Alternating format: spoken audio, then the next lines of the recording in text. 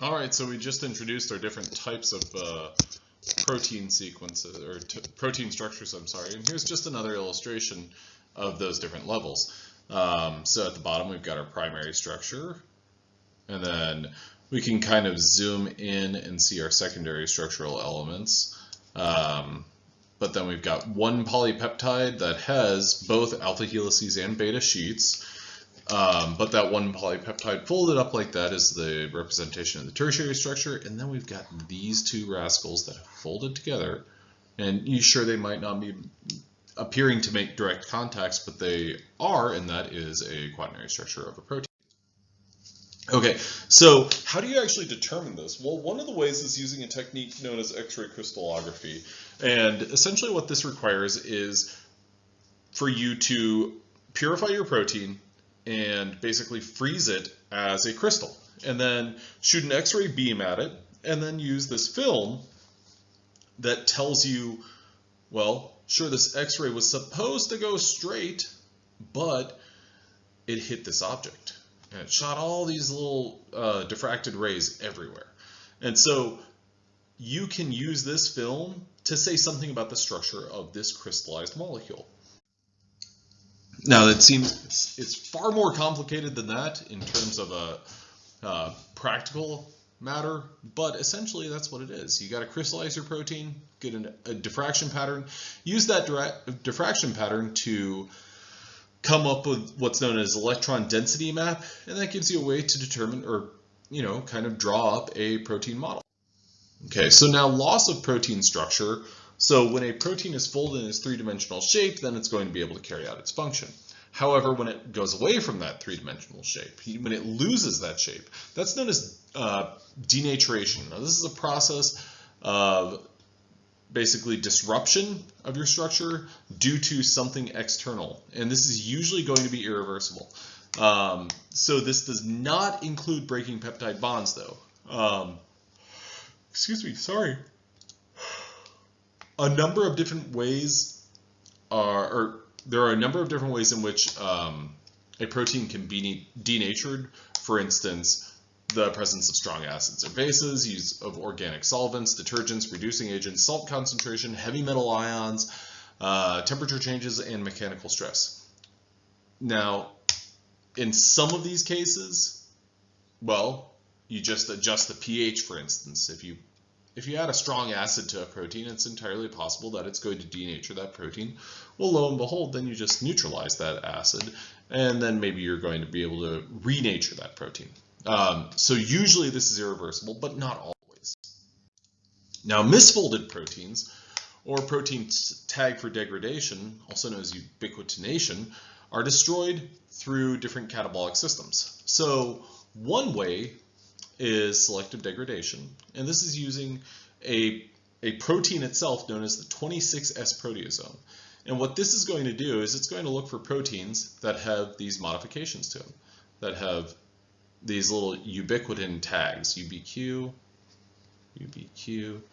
And if it has enough of these tags, it's going to say, or a particular patterning of these tags, well then this 26S proteasome is going to say, cha-ching, I'm going to grind up that protein and break it down into individual amino acids, or at least very short, small peptides that can be processed easily.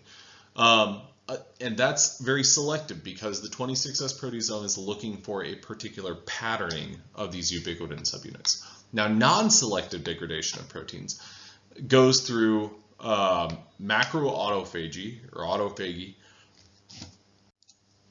where proteins are basically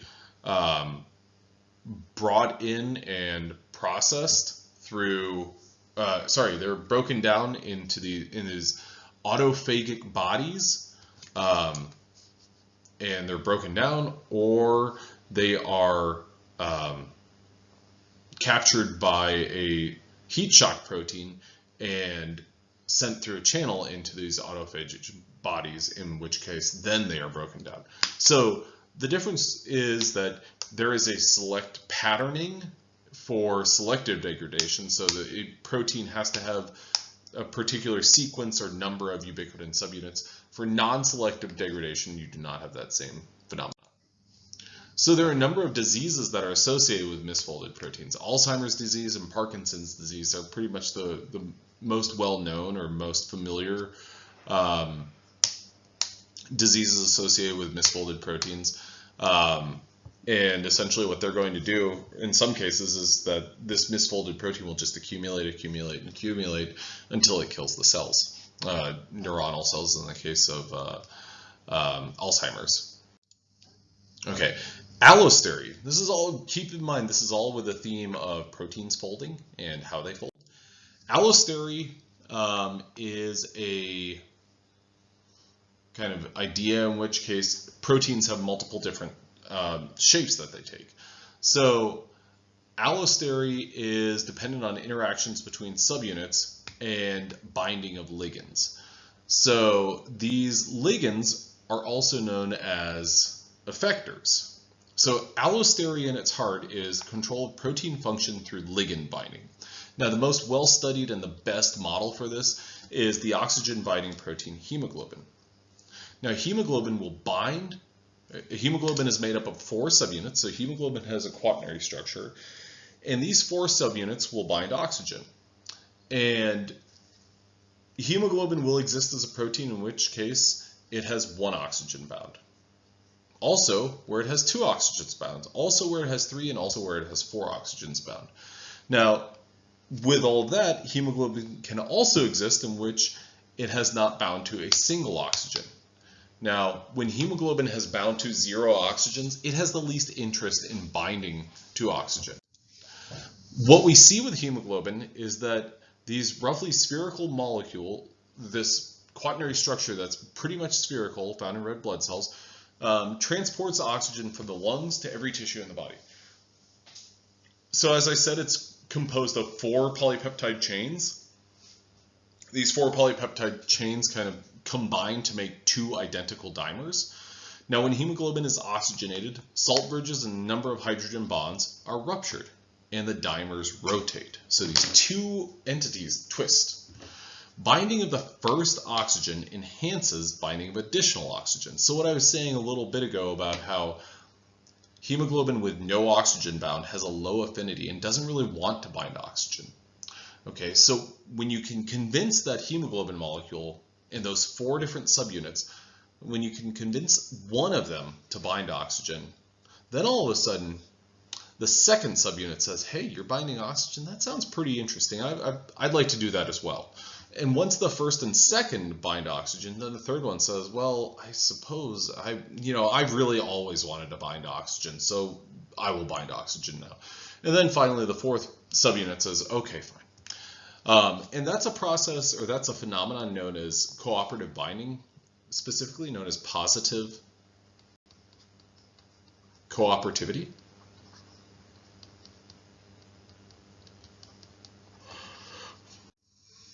Now, what we see here in this depiction is a hemoglobin, kind of the spherical shape.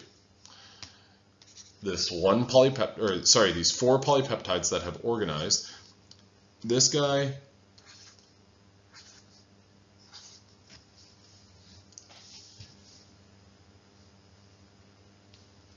these are all heme molecules that at the center is an iron ion. That iron ion is essential for coordinating an oxygen atom, or an oxygen molecule, O2, O2, O2, O2. Okay. Now, whenever we've got our deoxygenated form of hemoglobin, our T state of our protein, so deoxygenated is also known as the T state of the protein, whenever that begins to bind oxygen, what happens is this protein undergoes a pretty dramatic change. And by the time that this has bound all 4 of its oxygens, there has been a 15-degree shift on its axis. So this protein kind of rotates, all because it binds a total of 4 oxygens. So think about it as this is kind of the butterfly effect on display here. No oxygen is bound, binds 1 oxygen, binds 2, binds 3, binds 4. And this protein has undergone a pretty dramatic change. And you might think to yourself, well, I don't really see how, I know for me it was a little bit like I don't really see how that is going to be that big of a deal. But think about how, or the way that I always kind of think about it is like a very small domino can knock over a domino that's slightly larger, which can knock over a domino that's slightly larger. So these very minor effects, or these minor kind of insults, can have huge impacts over time. And so just by moving one thing, you can cause a second, a third, and a fourth, and so on to kind of take hold. So now we've got a great deal of kind of organization and classification of proteins. We've got our 4 levels, and then we've got some information about each of those levels. We've still got fibrous or globular proteins, but we also want to think a little bit more global. We've got these 2 classifications based on the composition of a protein. If a protein contains only amino acids, and you might be thinking, well, what else could it possibly contain? Well, we've got a model for that. The opposite of proteins that contain only amino acids are known as conjugated proteins. These consist of a simple protein combined with a non-protein component. So something like a prosthetic group. So as an example, hemoglobin. I just showed you a little while ago that structure where we had hemoglobin that had these heme molecules in the center of it. We'll talk about heme later on, synthesized from glutamate. We'll get to it in the metabolism portion of this class. That would be an example of a prosthetic group.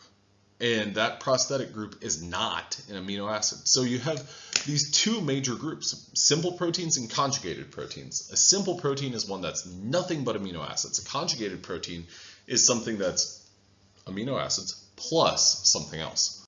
Another example of those would be metalloproteins or metalloenzymes. And these are enzymes that in the absence of a metal, they're not going to be able to carry out their function. Their chemistry is mediated through the presence of these metal ions. So hemoglobin is dependent on the presence of iron ions, and if it goes from an Fe3 plus to an Fe2 plus iron ion, it's going to function differently. If you suck all the iron out of there it's not going to function at all. All right, well, I will see you in the next and last installment of chapter number 6.